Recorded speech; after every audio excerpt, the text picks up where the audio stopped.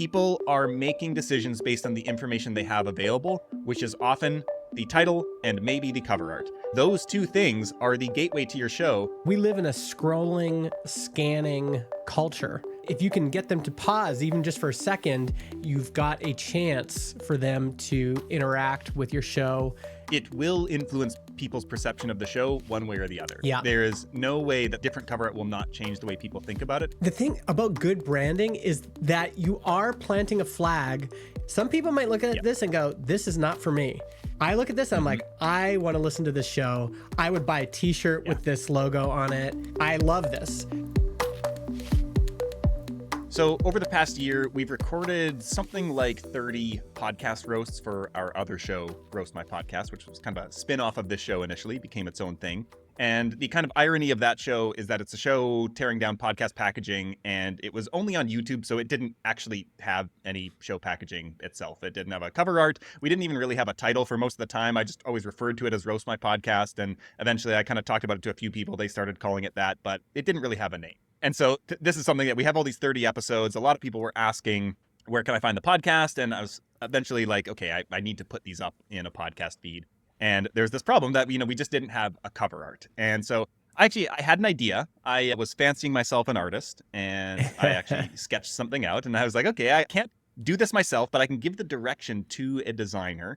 And I think this is going to be a pretty great cover art. And so I don't know if I ever shared the concept of the design with you, did I? No, I don't think so. I had this idea for cover art that had the kind of like words Roast My Podcast on skewers, because we always talk about submitting your show to the skewers. Ah, yeah. Okay, there's something there. And then I pulled in all these images and I was like, okay, let's get some colors from some of these skewers, some things like this, pull it in. There's some kind of visual concept here, but it's maybe not the, executed as well as it could be. Yeah. But I mocked up something and I sent it to a designer, and she kind of gave me some pushback on this. And she was like, well, it's kind of hard to read and, whatever else, all this other stuff. And she made that concept, and then she made a few other ones. I was still like super gung-ho on my version. I thought she did a great job executing it. And so I did two things here. So the first one is that I sent it out to my newsletter, and I had 4 of my top kind of mock-ups, my cover art concepts, sent those out in a poll in Kit and got people to vote. And then I also ran a Facebook ad test where I set all of the cover art up. All the variables were the same. The only thing that was different was the cover art. And I ran them all to get a certain number of impressions and then, see what people clicked on. Any guesses on how this story ends? My guess is either they're like all of them performed in a similar way. Maybe like a weird design that you didn't expect, like the one you didn't expect one. Well, I will tell you that the one that I wanted to win, my design concept, performed terribly in both cases. Of the 4 images that I sent out, I think mine got like 3% of the vote. And there was another one that got like 85% of the vote. Okay. And so clearly there was some preference there. Now, I'm not even going to show that one because I didn't like that design. It was the safest, most boring. And we might talk about this a little bit more in this episode here. But I was like, it's the most readable. It's the clearest. And it's just really generic. And so I couldn't bring myself to do that, but it was very clear to me. The Facebook ad test showed as well. Nobody liked my design. And so I had to let it go. And so then we did some iterations with my designer. We had a few different designs. And there was one other one that I thought was really interesting, which I ended up running a different test with here. So I worked it down to 3 concepts. Okay. Basically, this one on the bottom was the one that performed the best with my newsletter initially. Okay. By far. But I really like this middle one, and I thought, there's something interesting about it. It's a little hard to read, and so we ended up working on that a bit more. And then there's this other top one that was more in line with my scrappy podcasting branding, and I was kind of like, I liked it, but I wasn't really sold on it, and I didn't feel like scrappy podcasting and Roast My Podcast actually had that much overlap, and so I didn't want to associate them too closely.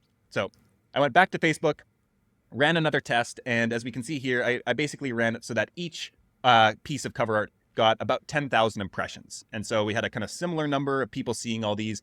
This cost maybe $100. It might have even been like 50, so not super expensive to run this test.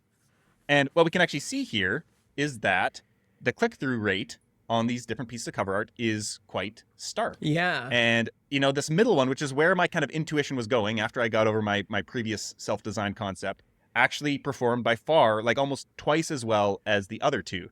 And so this kind of served as some of the confirmation to me that like, okay, I feel good both from a creative perspective on this cover art as well as clearly people are clicking on this. Yeah, And that's this is something surprising that actually to me. That middle one is my least favorite personally. Hey. I'm really surprised. I mean, I guess I could understand why people might click through on it because it's just so weird. I'm a bit conflicted about this click-through result here, so I'm curious where this went. Okay, so well, there were still some iterations that we did some reworking of the artwork to make it more readable. I still wanted to add these skewers. I really like the skewer idea, and then I did some more testing within my client group and community. Everybody said, nope, this one up here in the top right corner. Everybody hated all these other ones, especially at a small size. Okay. And so this is the one that I've ended up going with. And so it's clear, interesting, distinctive, not something that you've really seen before. Yeah. And so this is where we're at now. But I think that this series of experiments really gets at something that we don't often have a window into as podcasters, is that we decide on our cover art and our show name, we put out there, and then there's no real way to test or know, like, would a better cover art help my show grow faster? Would a different title help me more? And so in this episode, we're going to dig into some of the specifics and some of actually the data that I was able to pull from the Podcast Marketing Trends report as to the impact of show title based on a series of attributes, as well as the show cover art. So let's start off with the show title. And I'm curious, for shows that you like, or just like as you're observing shows, what are some of the attributes of like what makes a good title in your mind? It really depends. There are shows that I like that I can never remember the title of. And to me, that's a bad title. Like a title I remember is Dignation. Okay, well, why? Well, probably because I listened to the show and then I ended up recommending it. But Dignation is a made-up word. It has all sorts of history that doesn't even matter anymore. And it's just super easy to remember. It's Dignation, 2 syllables. Dignation, 3 syllables. The biggest thing is for it to be memorable, I think. Like Acquired is another name that sticks in my head. It's actually a bad name for the podcast, but it's one word.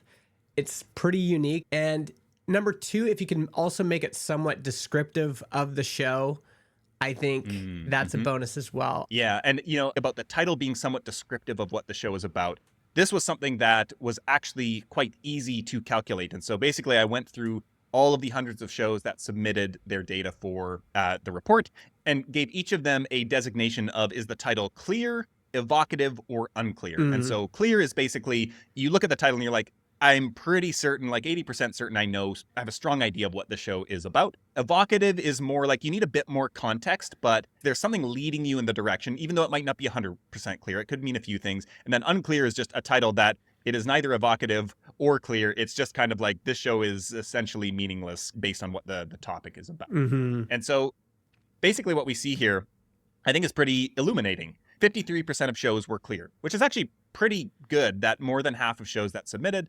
actually were clear based on just the title. If that's the only information you had, you could probably figure out what the show's about. But we can then see that the high growth shows were 65% clear. So they're quite a bit more, 12% higher.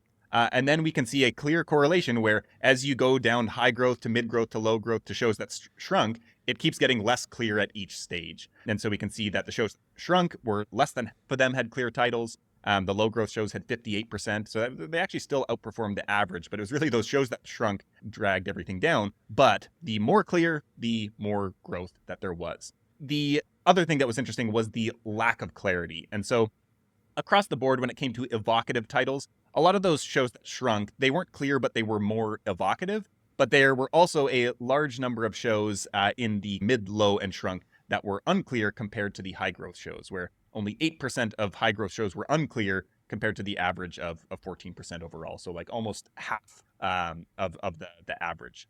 So to summarize, if your show title is clear, you are more likely to have higher growth. Right. And so basically the high growth categorization here is shows that doubled in size over the course of a year. Okay. I mean, that's a pretty clear result. I think if somebody's searching for a particular thing and, your show title is like, oh, that's the thing I'm looking for, that helps, right? Maybe the best example of a show title that is clear and evocative, although maybe so evocative it harms the clear score, is Sleep With Me.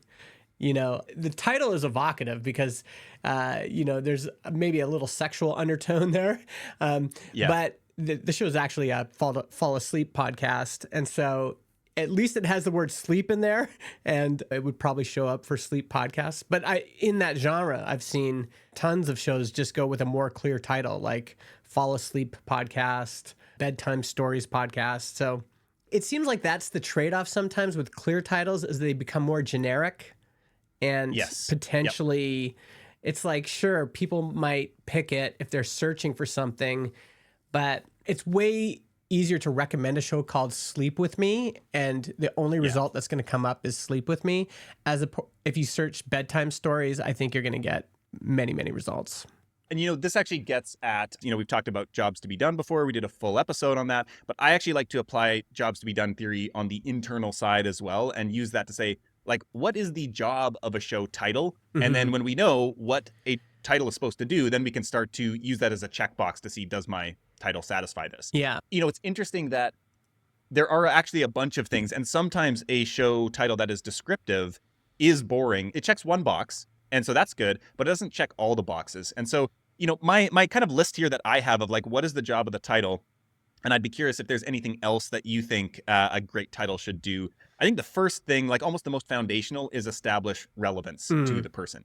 Now, like, there's lots of shows that I listen to that I might not immediately look at and be like, oh, I see why that's for me. But I think there is something that is in the subconscious brain that is, like, basically we all have a filter, that we have so much information kind of coming at us all day, every day, that our subconscious brain is like filtering out most of it. And it's allowing through the things that it thinks and knows are relevant to us. And so I think if a title speaks to something that a person is interested in, it's going to pass through the filter, and now it's going to enter this kind of consideration. They may still not listen, but they're at least going to actually see it. Whereas something totally obscurely titled, like, that may just bounce off their filter. They're scrolling by. They don't even stop to look at it because it takes extra brain power. So relevance was the first thing. Yeah.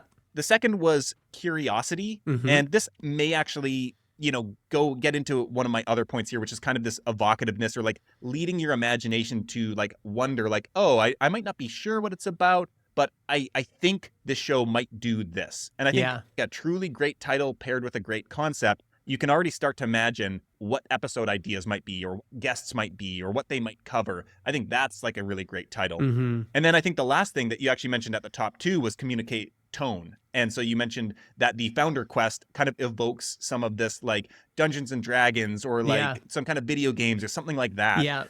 Is there anything else you'd add to the list, or comments on those kind of jobs of the title? I think shareability and recall ability.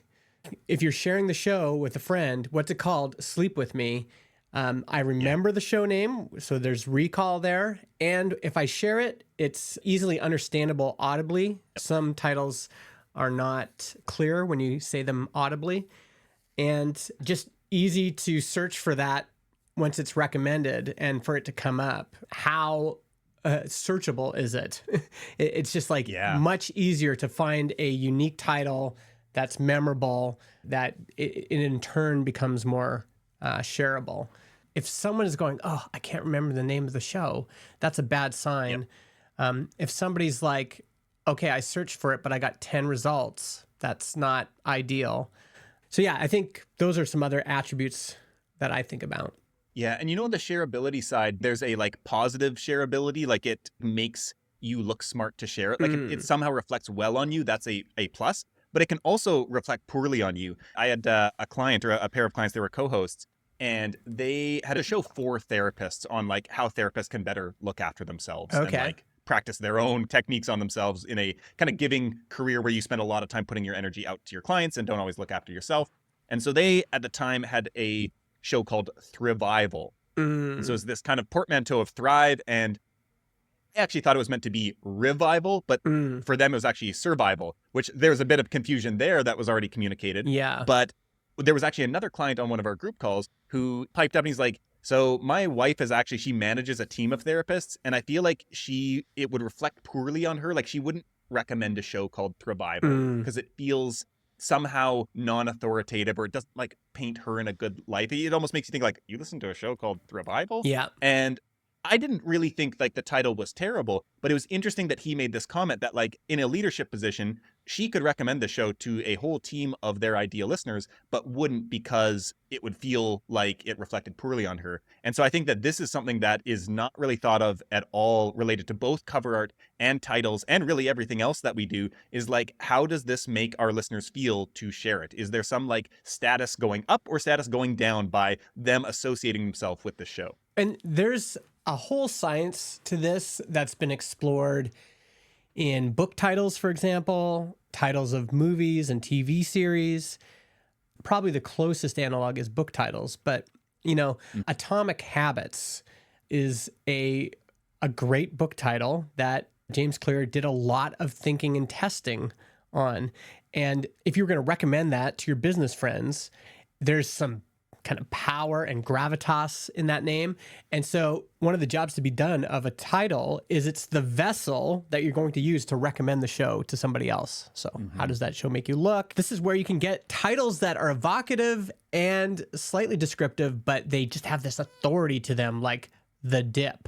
That's an authoritative title. That's actually one of the tricks, is that if you use the word the and then something else, it instantly becomes more authoritative. There's a great book called Hello, My Name is Awesome by Alexandra Watkins is the author's name, I believe. And she has a whole methodology for naming things. And so usually she gets hired to name companies and products and product lines and things like that. But a lot of the stuff applies very much to podcasting. It's a little bit different in a content perspective, but one of her approaches, it's a super laborious process. But I think it's actually worthwhile because if you think about how much of your success rides on the name of your company or your product or your podcast, it's actually worth doing a lot of this legwork up front. And so part of her process is looking for kind of references to things. So starting with a series of anchor words. And so there's some feeling that you want the show to evoke, or there's a core word that is a descriptive word that needs to be a part of the show. And then you start looking for what are phrases and songs and movies and other kind of like cultural touchstones that use that word in some way or something close to it that rhymes, puns, things like that. And you start to like take something that the audience has some familiarity with, and then you like modify it to still be clear enough that it speaks to the thing that you're naming. And I think that Sleep With Me is a great example of this, where it takes a phrase that we know, but twists it and has a new meaning on it. And it actually creates this little like leap in your minds where you get the joke and you're like, oh, that's really clever. Yeah. And like, that's just a delightful thing. And I've been reading this book on advertising, and I had never heard anybody give permission to this. And it was something that I had like always felt, but never felt comfortable teaching. Basically, like in your ad copy, your headline, and basically everything. They're talking a lot about print ads, but like you need to get the point across, but the actual best thing, you are actually aiming for clear plus clever. And a lot of times the writing advice and titling advice is clear, not clever. And I was always like, yeah, that is a good default baseline. But actually the best stuff is both fully clear and fully clever, that it requires the audience to make a little bit of a leap and there's a bit of a delight. And my suspicion is making that leap actually embeds that in your memory further. When there's something clever that you feel like you figured out a little bit, you're in on the joke, that's actually more memorable to you. And so I don't know how to teach somebody to title their show that way other than go through that process that Alexandra lines out in her book and just like come up with all the references related to some keywords and find out, is there some clever way to do it? But I think that is like the holy grail of a title, is something that has both those attributes. Yeah. My guess is actually that there's just many paths to something that's memorable, and that's one path. But you can also just take, the old Seth Godin, The Dip, and it's like, wow, okay. And I mean, he has some evocative as well, Purple Cow. Meatball Sunday. Yeah. So you can use different approaches to creating a memorable title. And I think that this is something that I would just encourage people to do, is just like, there are title archetypes out there. And so you'll see the same kind of like patterns show up again and again and again in, big shows, successful shows. Think about the things that stick in your brain. And you start to realize like there are a set of categories, like you mentioned, the something. And like, that's a very common one. There's a bunch of others, like the 48 Laws of Power, I think is the Robert Greene book that's been riffed on a ton and repurposed in a bunch of different ways. I was just listening to an episode with Nat Eliason, who has recently written a book called Crypto Confidential, that was he almost didn't title the book that way because he was worried it was too close to Kitchen Confidential from Anthony Bourdain. except his publishers were like, actually, Anthony Bourdain, he's just the most popular person to use that title mechanism. But there's actually many more examples that go back 100 years. And it's like, oh, like these things repeat and there's ways to put spins on them that, again, establish it in this kind of category. And like part of what Nat was talking about in his book titling process was he liked the way that Bourdain approached writing about being a chef and being in the kitchen. His book, Nat's book, had a lot of that tone. And so by associating it with the title, you actually bring some expectation to your own show. And so you can use these kind of references to communicate more than the actual words do, which is also an interesting kind of approach to titling. Yeah. I think a good exercise for people is to just think about the last 10 books you've read and which titles you can recall and which ones you can't. And I'm already thinking of a few. I'm like, oh, I remember I got into that book. I can't remember what it's called. I have no idea. You know, that's probably a good test. What names can you remember? We're going to look at some of our favorite show titles later on in the episode, but let's move on to the second kind of core element of packaging here. If we're thinking about the two things that most people encounter when they encounter a new show, it's title and it's the cover art. I was doing a bit of research here, and you might have heard some of this before related to how, you know, the brain processes pictures much faster than text. And so I was curious about, you know, some of the science here. It turns out that humans have been using written language for about 5,000 years, and that the first kind of widely used phonetic language is around 3,000 years old. So not all that long ago in the big scheme of things. But when it comes to pictures and pictograms and cave wall paintings and all these things, we've been using those at least 40,000 years, possibly as much as 100,000. Oh, wow. So images, visuals go way, way, way farther back. And so visuals, it turns out, are processed in as little as 13 milliseconds. So that's pretty quick. And that images are processed 60,000 times faster than text. Mm-hmm. And then one other final stat here is that 90% of information transmitted to the brain is visual. And so here we can see that clearly images do a lot of heavy lifting in communicating ideas. And so I think that this is one of the reasons that I think both of us are just such huge proponents of like spending time and often money on the cover art, because it is actually doing so much work that we often kind of undervalue. Yeah. I mean, here's a good example of this. I want everybody to think of a Nirvana album cover. Right away. Yep. You're thinking of probably Nevermind and that iconic baby in a pool image. Yep. Right? That image has power. It sticks in our brain. I mean, if you grew up in the 90s, you can probably think of dozens of CD covers that had that impact on you. And CD cover is actually another good analog for what we're trying to do here. It's the same size. It's a square. It has kind of the same purpose. Like people are looking through a shelf of CDs. What are they going to pick off the shelf and look at it and maybe go and give it a listen? That's a great mindset to be in when you're thinking about this stuff. Yeah, and I think there's so many examples of how visuals are just so much faster at transmitting information. And I think about Notion. I don't know that they are the ones that popularized this, but they really used emojis heavily in their sidebar. And so if anybody is a Notion user, this was like a trend in like 2020, I want to say, that they had a ton of emojis for their page icons and things like that.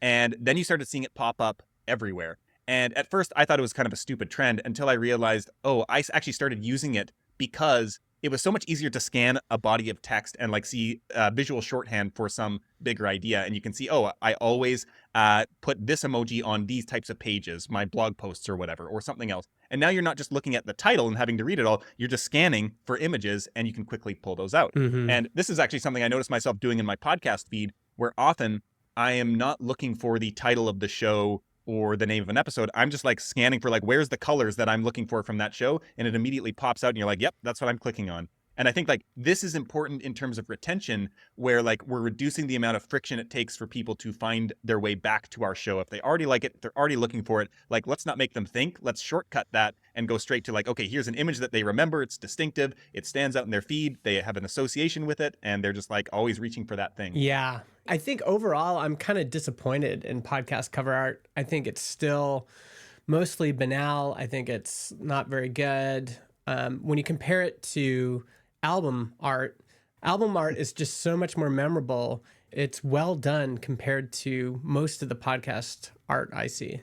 maybe this episode will play a role in getting people to take it more seriously if we're being grandiose in our ambitions here. So basically, much like the titles, I looked at the episode artwork of everybody who submitted their show, and then I rated it on a bunch of different criteria. And so the ones we're going to look into here are the legitimacy of the cover art. And so this is a very personal judgment call from me of when I look at this cover art is my first impression that this seems like a legitimate show that I would expect it to be high quality and professional. The second criteria was, is text the primary visual element? And this was something I've always been curious about because I tend to, as a non-designer, really lean heavily on text. And I think it actually can often work quite well, but kind of leads to what you were talking about, where you get this kind of banal cover art that isn't really particularly creative. It might communicate the show title and idea, but not really that interesting.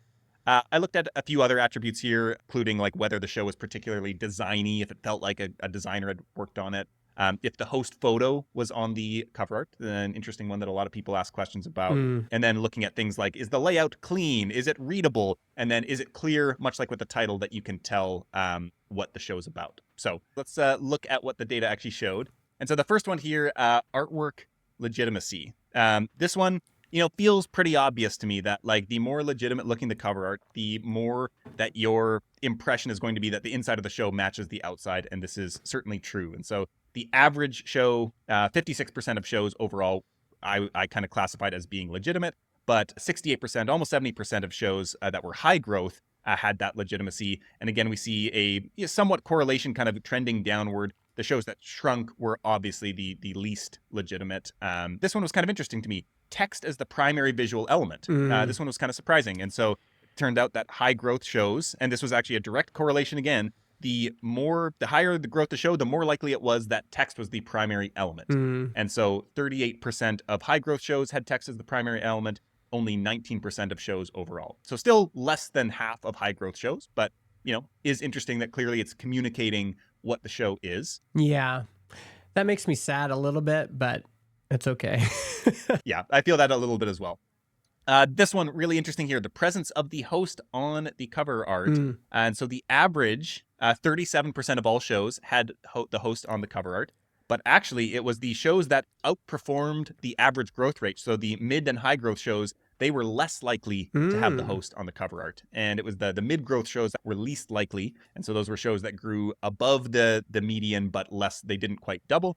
And then the low growth shows were the most likely. They were the only category of shows that were over 50% had the host on the cover. Oh, interesting. So a little bit interesting. And the one thing, that I think is worth pointing out here is that there are certain shows that are never probably going to be super high growth. They might not have a huge potential for growth, but they might be very much about that person's personal brand. And that person might own a business or something like that. Shows that are in high trust environments. So like lawyers, doctors, professional services, where you might be hiring this person and you kind of want to know who they are. I think it behooves those people to put their face on the cover art, but their shows are probably never going to be, huge shows. And so it might still make strategic sense to do that, even though the data might reflect otherwise. Yeah.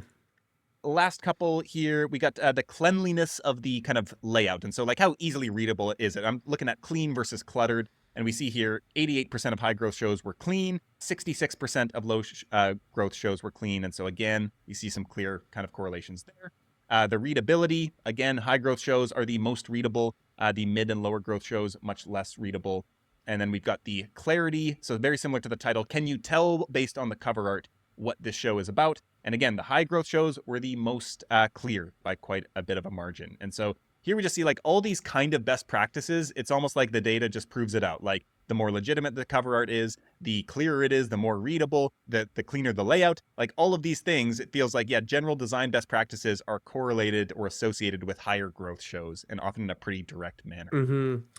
Now that I think about it, I think one potential reason that host photos can sometimes underperform, if you're a recognizable person to the audience, then it's like, oh yeah, I'm going to listen to that show. It's got Tim Ferriss on the cover.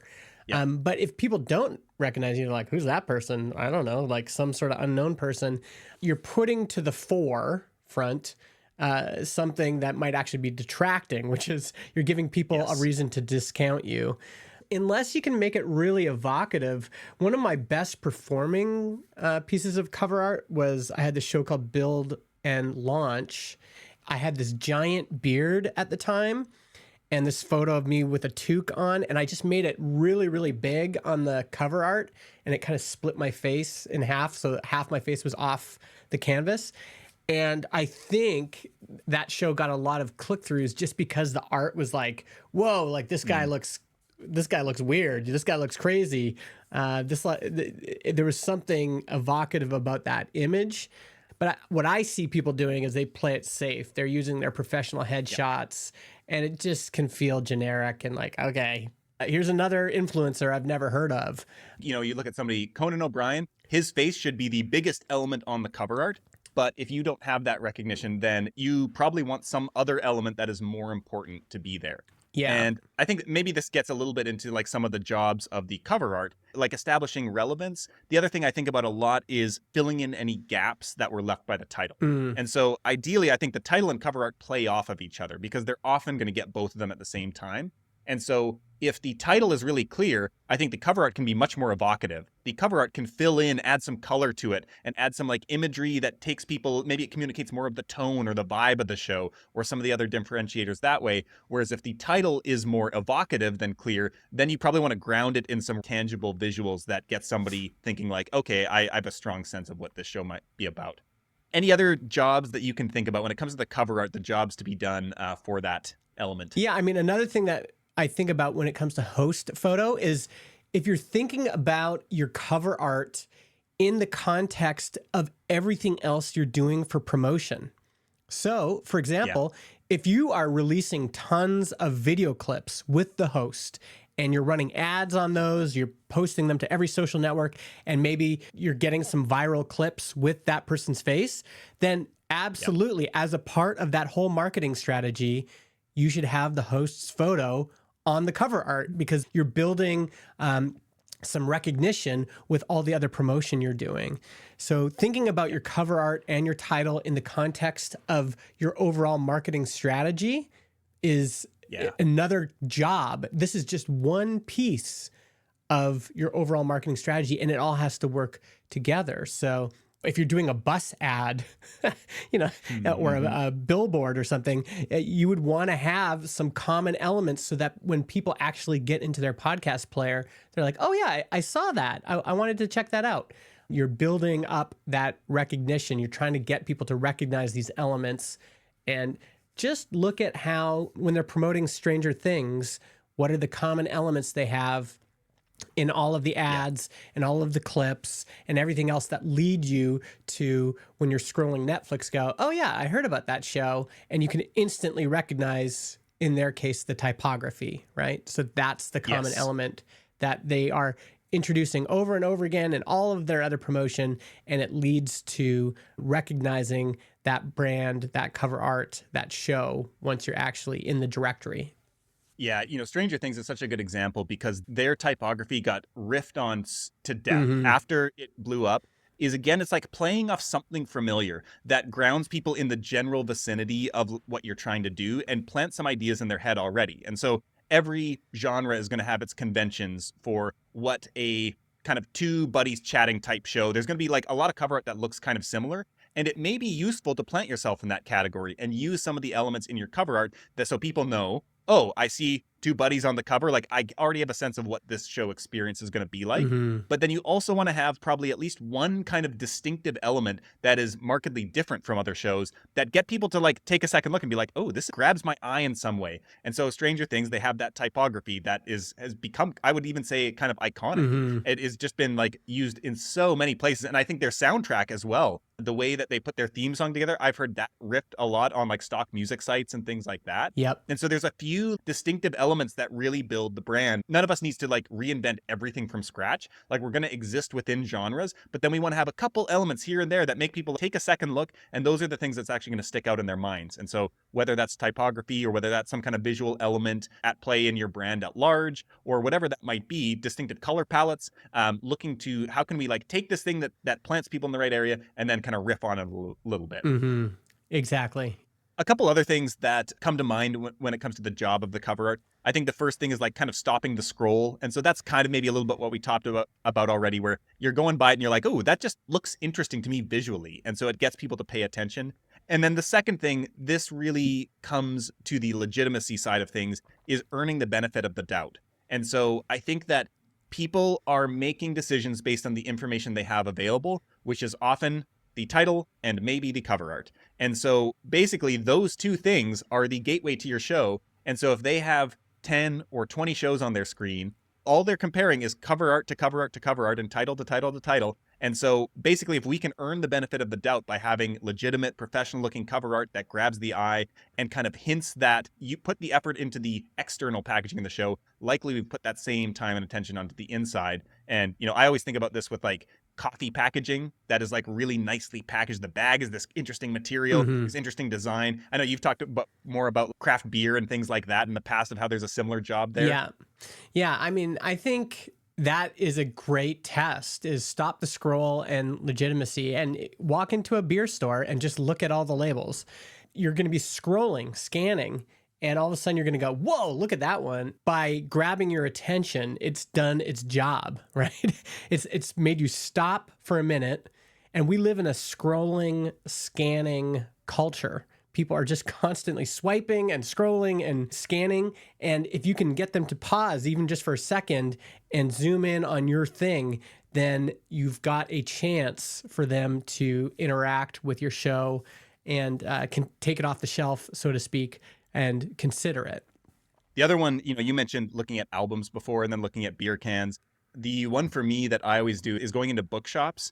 And I just think book covers are a similar canvas to podcast cover art. And they're similar kind of mediums in a way where you're kind of like basing a lot of your decision, whether you buy the book or read the book, based on those kind of elements. Like, does the book title and the cover pull me in? And then I read the back of it and I'm like, sounds interesting. Maybe I read the first page and I'm in. And you can think, okay, we've got like podcast title, cover art, show description, teaser episode, do almost the same things. Yeah. And so I think there's so much inspiration out there.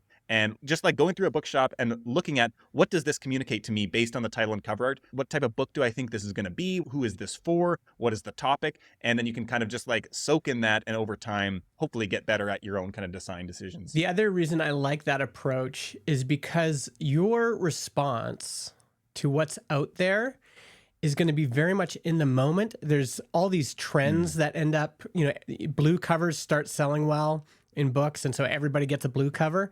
And it's like, well, to break the pattern, you've got to go with something that's completely different, right? So how can you break the pattern as you're scrolling through Spotify or Apple Podcasts or Pocket Casts? Which covers are going to break the pattern for you? They're going to kind of jolt you and go, whoa, that's different. Whoa, I haven't seen that. So I'm curious, some of the things we're talking about here related to being clear plus clever as being the ultimate thing to maybe aim for. And there's other ways to do it as well. But then also being able to, break the pattern and do something that's very different from what the dominant kind of genre conventions might be.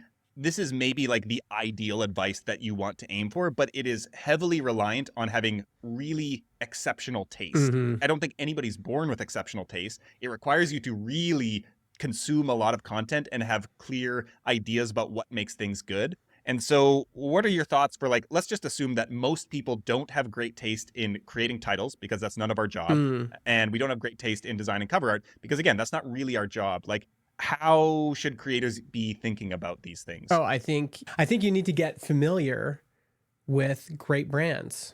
So here's another exercise people can do. Go to Google and just search Skull Skates. Skull Skates is this iconic 80s skateboard brand. It is very distinctive. It has its own look. It's black and white. It has this iconic logo. If you go to their website, it has its own look and feel.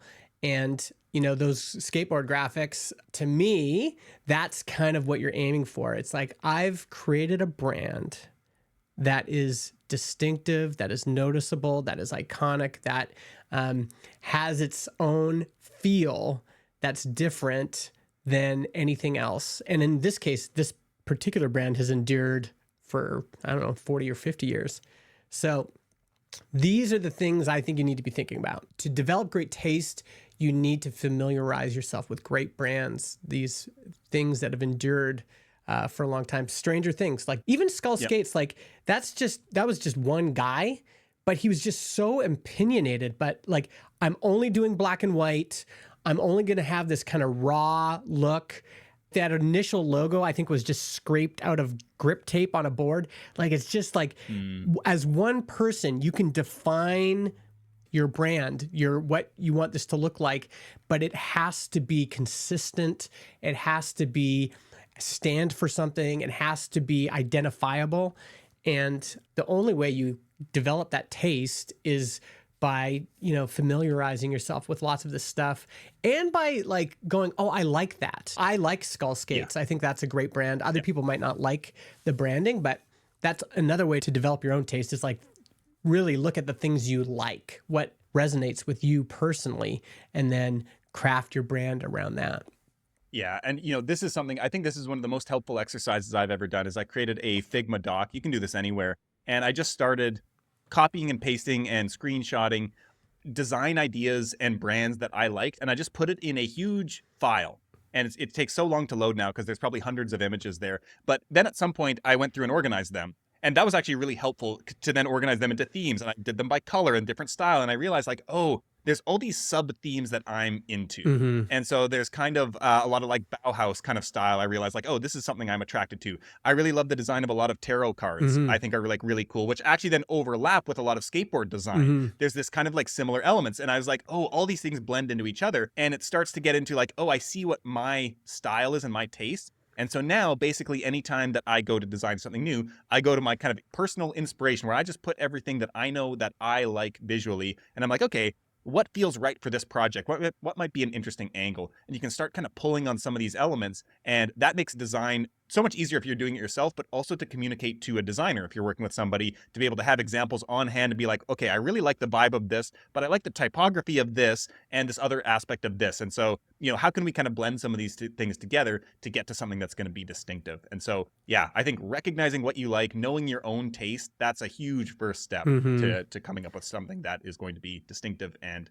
kind of legitimate. Yeah, like you should be doing some, like get on Pinterest. I've actually found Tumblr is really great in terms of like curating images in a particular style and just start saving and collecting things. Create your own mood board for what you like. Define your brand kind of with these elements that, oh, maybe I could bring this in, and come up with something that's cohesive and unique and actually has a overall feel and theme. And the one other resource that I'll shout out here, I don't have it with me, it's on my nightstand, is Louis Granier's new book called Stand the Fuck Out. Basically, he's talking in the book about how to build a distinctive brand, but there's a big part dedicated to the visual brand assets. And a lot of it was like the visual design side of things. And so his book is phenomenal. All his work is great. His newsletter is good. So definitely check that out. And my big takeaway was that the distinctive brand assets do not necessarily need to mean anything. That they can be unique to you and they can be meaningful to you, but they don't need to speak exactly to your product. And so this was something that really unlocked things for me where the scrappy podcasting idea kind of came from. There was a lot of inspiration where like, okay, I had the scrappy vibe, but then I was like, I want something more. And then I started thinking about I have this like kind of tape element and these paper cutout type things. But this tape element always reminded me of when I used to work in studios.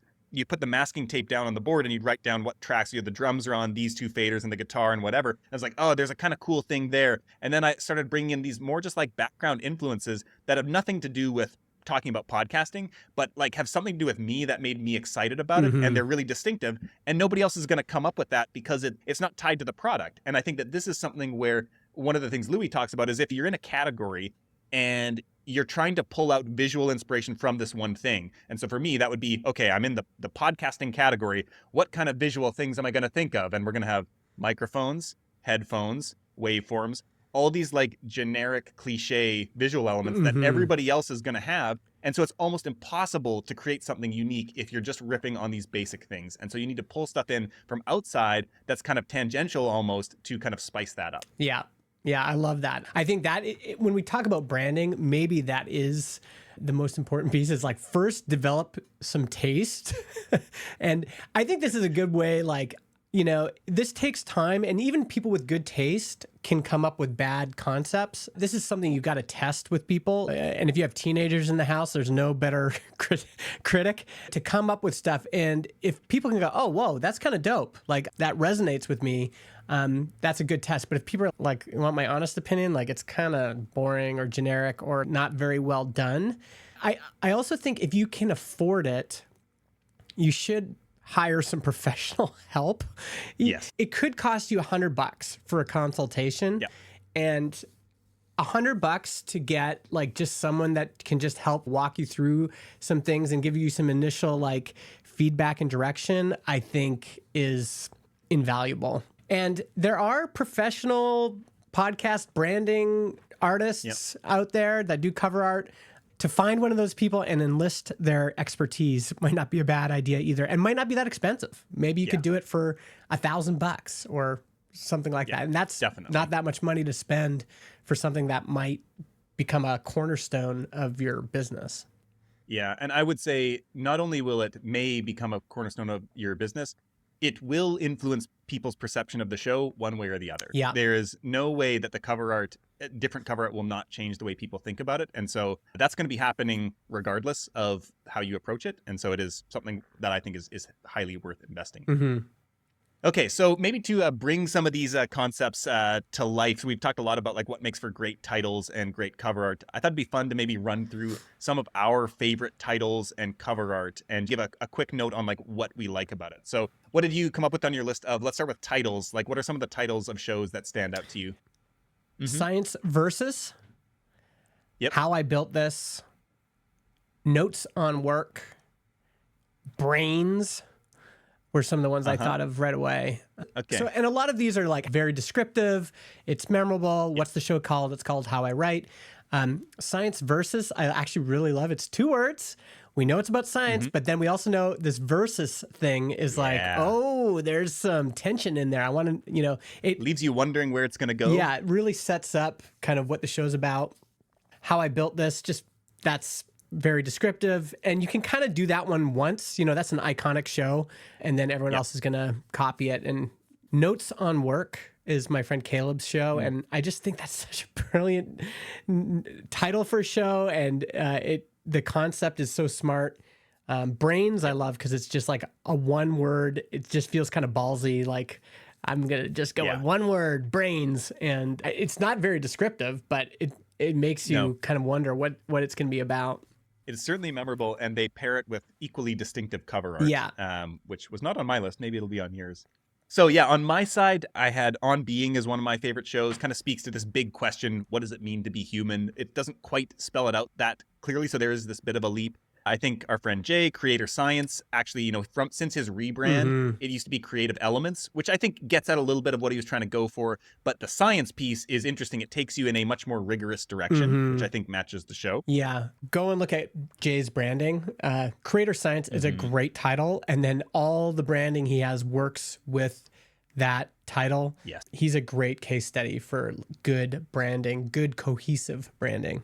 Yeah, and I think I know the designer he worked with. Her name is Holly Arnett. I think she's based in New Zealand, and she does great work and has worked with a bunch of podcasters and larger on brands as well. So she's definitely somebody to look for. A couple other I had here, Money for Couples. Ramit Sethi rebranded his show. Used to be I Will Teach You to Be Rich, which was his brand name, but a terrible podcast name because it wasn't really what it was about. Money for Couples is like very, exactly what that show's about. And the reason I think it works is because there's no other show targeting. There's lots of finance shows. His is the only one targeting couples. And so he was kind of first to claim that. And so it's a great name. There's a little bit of a leap here, but it's called Extremely American. Okay. It's a show by NPR, and it's about the rise of extremism in America. And I was like, ooh, that's you got to know a little bit more. But then when you do, it's like, ooh, that's a good name. Yeah. Couple other ones here. We got What Could Go Right, which kind of gets you wondering. It's flip on the What Could Go Wrong. So again, taking a familiar phrase, flipping it. We've got Good One, a podcast about jokes, which That one's, it's almost too clever. Like, good one could mean so many things. You really need the tagline, a podcast about jokes. Mm-hmm. LeVar Burton reads. The draw is LeVar Burton from Reading Rainbow. And Mm-hmm. so you loved listening to him read it as a kid on PBS. And so here you're going to hear him read to adult stories, basically not like adult in the saucy, spicy way, but in the, Yeah. short stories for adults. And in that vein, like Conan O'Brien Needs a Friend is a great title. Yeah. If you've built up a name for yourself, absolutely use it in the title. It might not even be your personal name. It might be your brand name. Magic the Gathering has a podcast and they use Magic the Gathering in the title. And that's, you want to do that, The official Dungeons and Dragons podcast is the thing. You can use your brand name. If you've already built a brand, use it. Yeah. And then the last couple I had were You're Wrong About is a great one, because that immediately gets you wondering, what am I wrong about? And so you start imagining what that might mean. Yeah. If Books Could Kill, another show actually by the original co-host of You're Wrong About, Michael Hobbs. And then the last one I had here was Ologies, which is kind of clever. I think it's just perfect. It is so distinctive. Like, you can't even riff on that in any way. It just owns that idea, which is what I think makes it such a great name. So what about on the cover art side of things? What are some of the top cover arts for you? You know what I did is I actually just went through my own podcasts and then some of the charts just to see what jumped out at me. This first, I don't listen to this show, but this first one, Insert Credit, when you look at it up against other pieces of cover art in the charts, it just jumps out at you. Not very many people have a style like this. And I just found it kind of like joyfully different, Pod Save America, I think this is just they do a great job of adding all these kind of iconography in there. You've got this hourglass with sand going down, but in the bottom, there's an American flag that's kind of getting buried. And it just works together. It's got this blue in the background, yellow lettering on top. It says bold, and it instantly evokes what the show's about. Yep. And then this third one is a show called On to Something that I've been listening to. I know these. I put this one in here because this is actually generated using AI, which I don't normally recommend, but I think they've done a really great job of, in this case, making it look like an illustration. And overall, I just think that illustrated cover art is a opportunity. There's not very many people doing it. It looks different. This kind of looks like a children's book cover or something. And I just kind of loved it. It was charming to me. And they're friends of mine, but I started listening to the show because I was like, oh, look, this cover art is just so like cute and interesting. I'm going to check it out. The title as well, On to Something. Again, it's like borrowing a phrase. It makes me kind of curious to know what's the riff on it there. Yeah. It's not super clear, but it would get me to take a second look when paired with that cover art. Yeah. So what about you? What are some of your cover art? I've not actually listened to this show yet. It's one of those that I've like added to my queue to one day listen when space opens up. It's called On Brand. And my sense is it's something related to, branding, but it's kind of a light, kind of humorous approach on it. And so they basically got at the top of the cover art, they've got all of these kind of logos and brand assets. So we got the McDonald's fries box, Diet Coke can, VW logo, R2D2, the NES controller, Campbell's tomato soup, Starbucks, Mickey Mouse, and the Lacoste crocodile or alligator. So we got all these kind of distinctive, well-known brand assets. And then the name On Brand is kind of the main visual element in the center. But all of the letters are pulled from like recognizable brands. So the O is the Target logo, the B is the Barbie, B, the R in brand is Rolls-Royce, A is Amazon, N is Netflix, D is Disney. And then we've got the two co-hosts. They're like half of their faces kind of like looking up at the bottom, so you know what kind of show it's going to be. Yeah. So I think this communicates so much in this cover art that is really interesting. So the second one, also about kind of marketing and branding, actually Mickey Mouse makes his second appearance, strangely, in my three selections of cover art, is a show called This Is Propaganda. Yeah. And so this show is really about the history of PR and how it is largely based in propaganda going back 100 years or more. And so basically what you get here, you've got this Mickey Mouse with like the swirly eyes of like being hypnotized. And then This Is Propaganda in a kind of punky kind of style. It's not quite the cutout letters, but it's like stenciled or stamped. And so you get this is going to be this kind of antagonistic look at pop culture or brands or, Disney maybe, but it gets you to pay attention. And it's a really distinctive kind of green light teal, almost green kind of background color Yeah, as and well. I think this is my favorite of your group, and this reminds me of Seth Godin's "People Like Us do things like this." People like us are Yep. attracted to things like this. The thing about good branding is that you are planting a flag in terms of the kinds of people you're going to attract or detract. Some people might look at Yep. this and go, "This is not for me." I look at this and I'm like, I want to listen to this show. I would buy a t-shirt with this logo on it. I love this. And this is what's hard is, if you go one way or the other, you're going to maybe turn some people off, but you might really turn some people on. Yeah. And then my last one was actually a show that you listed in the title category, How I Write, which is one of my favorite shows that I've recently gotten back into. There's a couple interesting things about this cover art is that it's basically, so in the bottom, we've got a kind of general, purpley background. There's some light texture to it. But then the bottom right corner is like a page flipping up from a book so you can see on the inside. But what is fascinating about this is when I look at it in my grid on my phone, your eye is drawn to it because it's so different. It feels 3D, which is how it's been treated. Yeah. And so that cover art always jumps out at me, this contrast with the page peeling up. And then the other thing that I really like about this is that it's got this whimsy to it. Yeah. And so we've got these kind of like stars, sparkly kind of happening here. It's this children's book or fable-y type of font. It actually really reminds me of the DreamWorks logo. Yeah. Because there's that person sitting on the W there. Very similar. The serif of the W. Yeah. And that's actually not a bad idea to copy elements. Like I instantly got like a DreamWorks Disney vibe from it. Yep. If you can kind of sometimes get a feel that's similar that people recognize, that can attract folks as well. So yeah, I agree. I think this is good cover art. And I think the thing that what I really like about this is that it captures, like, How I Write is a pretty serious show about writing. Like, it's getting really deep into the craft of different writers' habits and approaches to writing. But David, the host, has a level of earnestness about writing that I think this cover art really captures. And so, like, he is just so keen and eager to really delve into the practices of these writers and in a way that's great for the listener. And so I think that this sends a strong kind of signal here. Yeah, love it. All right, what about maybe rounding this out together? One final category here. Are there any shows that you feel like really nail the pairing of title and cover art? Okay, so the first one I have here, I've never listened to this show, but I chose it because it just stood out to me. Fat Mascara. It's got this big pink M. And it just really stood out amongst all of the competitors.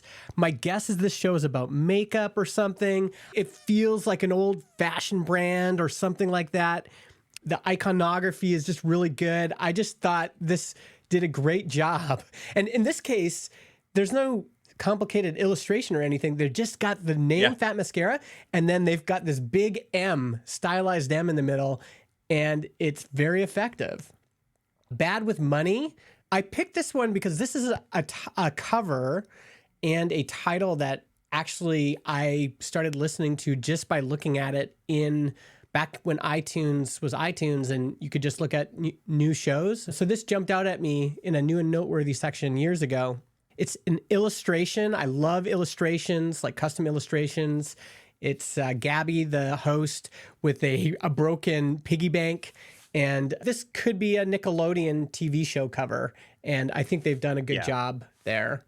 The illustration of her, the host, is so evocative of a certain type of person. Yeah. And then the fact that the coloring on, it's almost like a video gamey design. Like you very much get a sense that this is for probably people in their early 20s who don't feel great about money. Maybe there's a bit of a like nerd element kind of that's going on here. Like it communicates so much with this cover. Yeah. The People Like Us thing, that's really evident here.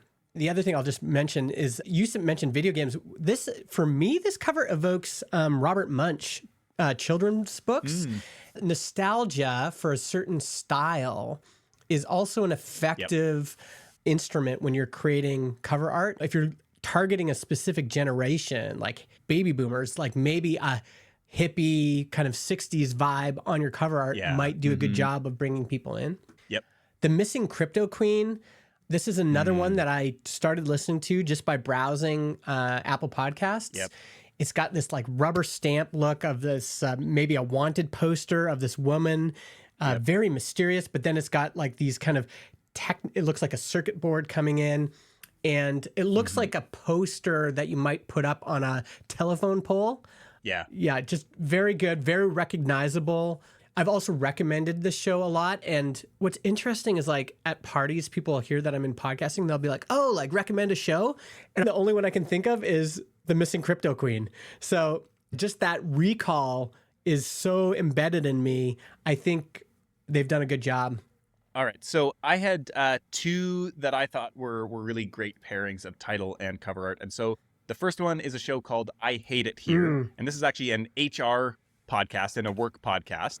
And so we have this pink background with some of these kind of illustrated elements, swirlies and kind of sketches. And then we've got this kind of like ransom note cutout style, I Hate It Here. And so to me, the title, knowing that it's a HR podcast, is just like so kind of subversive, but it's also got this pink background. And I think it communicates so much, this kind of like visual styling and the title. So that's one that I love. And then this other show, it's a Wondery show called Legacy.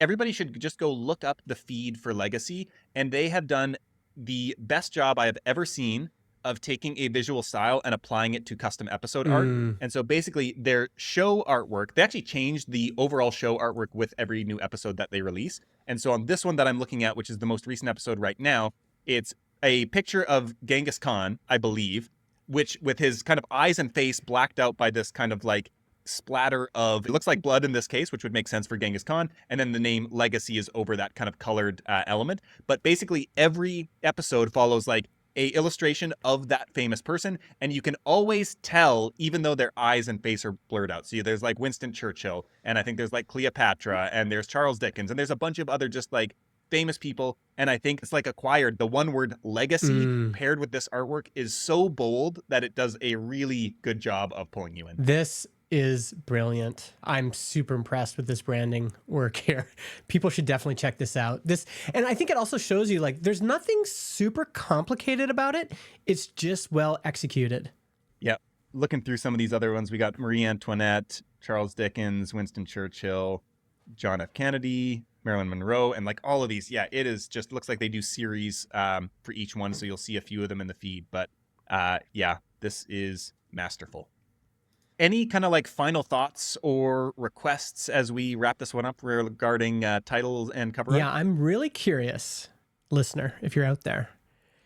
What cover art did you see with no other context that convinced you to go try a podcast? I want to know about those shows, because I think that's the ultimate test. If someone just saw your cover art with no other context and that convinced them to try out the show, wow, you've done a really good job with your cover art and title.